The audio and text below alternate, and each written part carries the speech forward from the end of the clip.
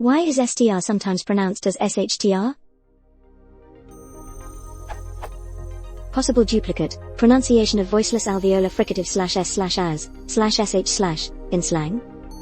My understanding was that the cluster STR, for example in stress, is usually pronounced /sds/, just like Wiktionary mentions. Their audio sample confirms this. However, I sometimes hear a different kind of pronunciation, namely Shtr or something like /ts/, forgive my EPA knowledge. As an example, Jay-Z is rapping about the New York City streets, here at 030, not streets. The actors from the Jersey Shore seem to do it as well, so I'm starting to believe this is an East Coast, New York thing. So, regarding this oddity, where in the English world do people speak like this? Is this even localized to a certain area? Is this a recent development? I didn't hear about this back when I was learning English at school. More formally, is this a mistake? My naive explanation would be that it's simply a natural development because the SH forms automatically when you pull back your tongue from forming an S to R.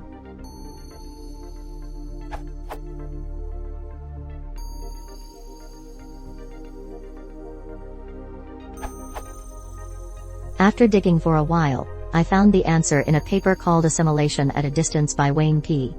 Lawrence. One, it's a little dated, 2000, but also cites studies from 1993 and earlier describing this phenomenon.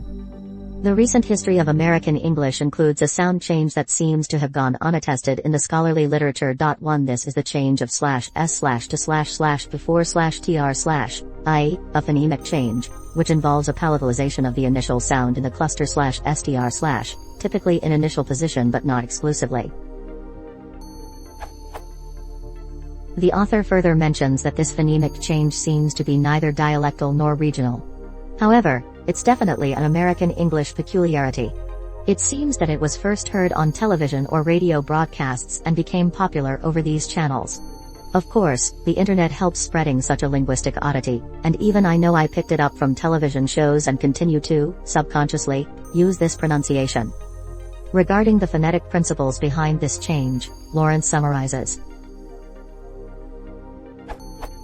More concretely, this pronunciation is an implicit assertion on their part that in their grammar /r/ being plus interrupted is marked with respect to the opposition interrupted versus continuous, exactly the same way that being plus compact is marked with respect to the opposition compact versus diffuse. The marked character of /r/ is prompted and confirmed phonetically, of course, by its high degree of retroflexion in American English. 7.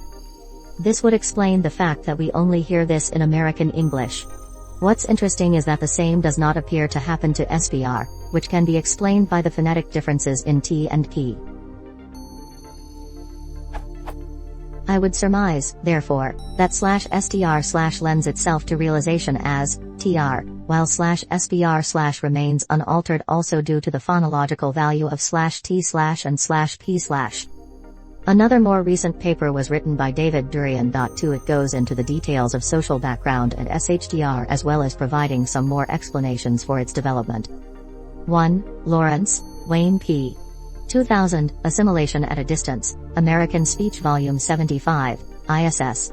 1, 82-87, DOI, 10.12150003128375-182. 2. Durian, David, 2007, Getting Stronger Every Day?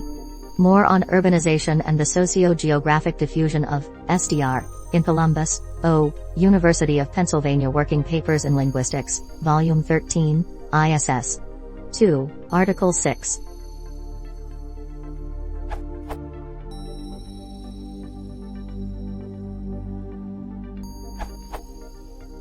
The phenomenon has been studied by sociolinguists, beginning with Labov.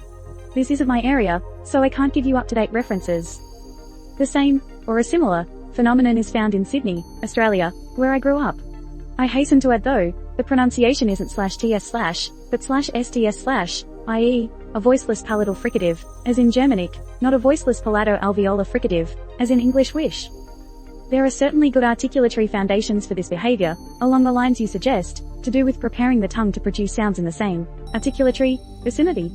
For which reason, /s/ tends to be preserved in /spr/ and, especially, /skr/, the tongue does not stay near the alveolar ridge in these cases. Whether this is a mistake depends on how normative you are. The Queen doesn't speak that way. If everything the Queen doesn't do is a mistake, then this is too. Otherwise, it's just another legitimate form of dialect variation. I assume your omission of /t/year is accidental, given it's non-omission in the title of the question.